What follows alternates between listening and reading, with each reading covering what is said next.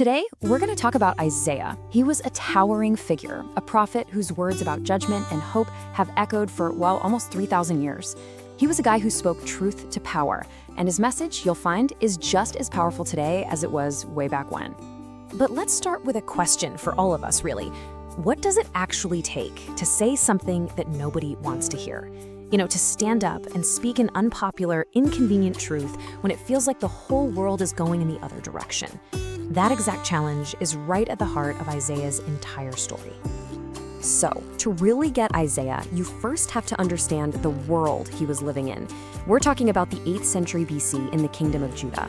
And if you were just looking at it from the outside, you'd think, wow, this place is thriving. But Isaiah, well, he saw things very, very differently. And this slide, wow, it just lays it all out, doesn't it? On the one hand, you've got all the signs of success under King Uzziah. A powerful army, brand new buildings going up, cities getting bigger. It looked good.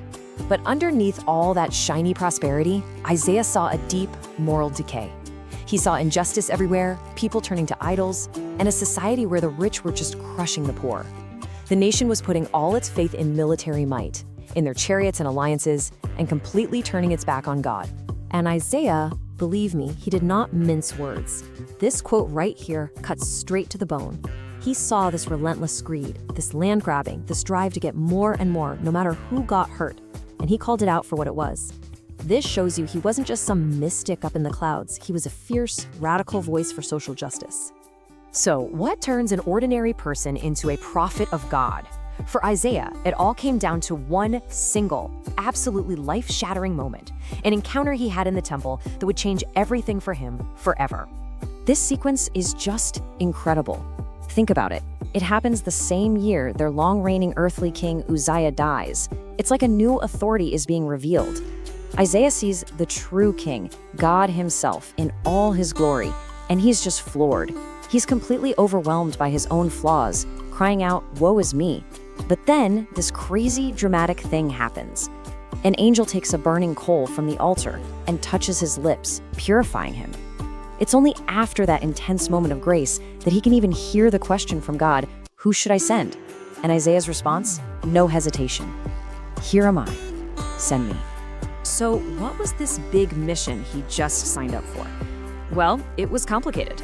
You have to think of Isaiah's message like two sides of the same coin. On one side, a really harsh warning of judgment, but on the other side, a promise of incredible, mind-blowing hope. Okay, let's tackle the tough part first. Part of Isaiah's job was basically to hold up a mirror to his people and force them to look at the ugly truth of what they had become. And he was specific. He wasn't vague about it at all. He called them out point by point, worshiping statues they made with their own hands, grinding the faces of the poor into the dirt, making shady political deals with Egypt instead of trusting God. He even went after their religion, saying all their temple rituals were totally meaningless because they weren't taking care of orphans and widows. It was a brutal message, and God had warned him it would be, that the people would hear his words, but they just wouldn't get it. But, and this is so important, that wasn't the whole story. Not even close.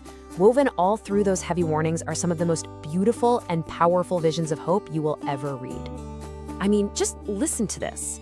He paints a picture of a future so peaceful that the laws of nature itself are turned upside down. Predators and prey just hanging out together. It's this amazing metaphor for a world that's been completely healed. And who's gonna lead this new, peaceful world? Not some conquering hero or a political strongman. No, it's a new, righteous ruler from the family of King David. And his leadership is so gentle and pure, it's symbolized by a little child. It's a complete flip of how we usually think about power. And this idea of total transformation, it's captured perfectly in one of his most famous lines. He sees a future where the actual tools of war, swords, spears, are literally reforged into farming tools. A time when all the energy and money we pour into fighting is instead used to build and create. A time when nations will not train for war anymore. And then there's maybe the most stunning prophecy of all. This vision of a mysterious figure he calls the suffering servant. Isaiah says this person will somehow take on the sins and failures of the people himself. That through his own pain, he will bring healing and peace to everyone else. It's a radical idea that would echo with unbelievable power centuries later. So what's the big takeaway from all this? Why do these ancient words still resonate so deeply with us today? I think the answer is in the absolutely massive scale of his vision for the future. It's like he lays out this whole cosmic timeline. First, he warns about the coming judgment, the exile. He says the nation will be chopped down like a tree. But he insists a stump will be left in the ground, a holy seed. And from that seemingly dead stump, a new shoot will grow, the Messiah, who will kick off the final act, a brand new creation and the total restoration of everything. And this is the ultimate payoff, the final, mind-blowing vision. It's not just about patching up the old, broken world. It's about God starting over, making everything completely new. A new reality where all the pain and sadness of the past aren't just healed, they're totally forgotten, replaced by a joy that never ends. Which brings us right back to where we started. How does a message like this last for over 2.5 millennia? Maybe it's because this blend of brutal honesty and absolutely defiant hope speaks to something deep inside all of us.